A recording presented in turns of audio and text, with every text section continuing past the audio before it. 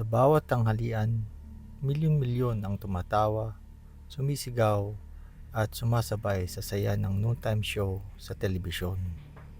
Pero sa likod ng kamera, sa pagitan ng mga commercial break at mga spotlight, may mga kwentong hindi pinapalabas.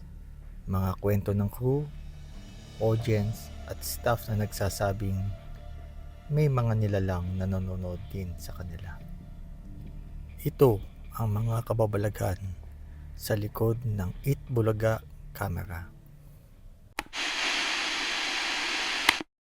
Sa Broadway Centrum, isa sa pinakakilalang TV studio sa Quezon City, ginanap sa loob ng maraming taon ang Eat Bulaga.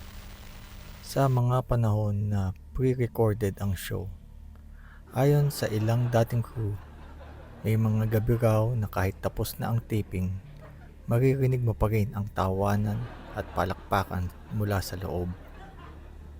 Minsan gabi, isang cameraman ang naiwan para ayusin ang equipment.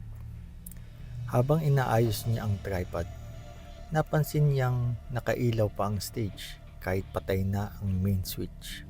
Sa monitor, may isang aninong dumaan sa gitna ng entablado. Nang lumingon siya, wala namang tao.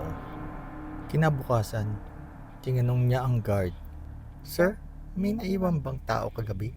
Sumagot ang guard, Wala po sir, pero madalas po talaga may nagbubukas ng ilaw dyan kahit walang tao. Ang Broadway Centrum ay nasa New Manila, lugar na kilala rin sa alamat ng White Lady ng Baleta Drive. Maraming naniniwala na ang mga gusaling tinayo rito, kabilang na ang mga estudyo, ay nakasaksi na ng hindi mabilang na espiritu.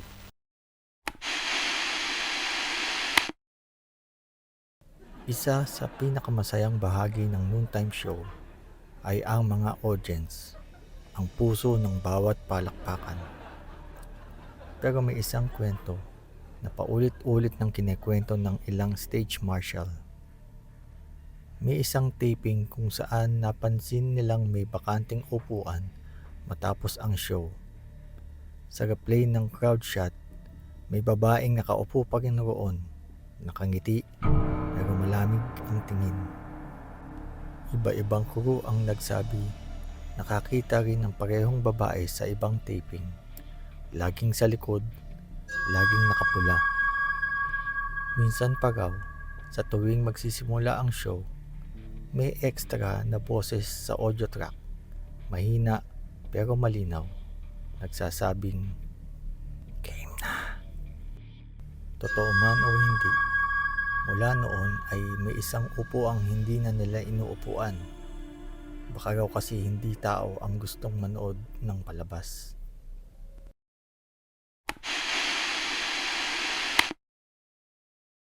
Pagtapos ng taping ng Eat Bulaga at iba pang noontime show sa APT Studios sa Cainta, tahimik na raw ang buong complex.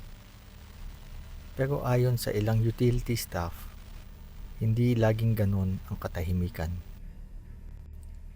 Isang janitor ang nagkwento, bandang 10:00 ng gabi, habang nagwawalis siya sa audience area, may narinig siyang parang mic check mula sa stage. Mic test, 1, 2. Pero wala na dapat tao sa control booth.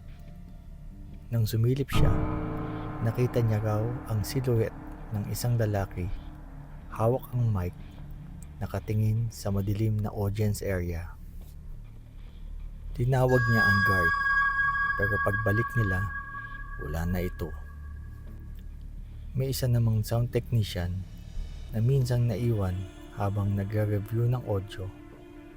Sa playback ng segment, may maririnig na boses ng matandang babae na tila nagdarasal.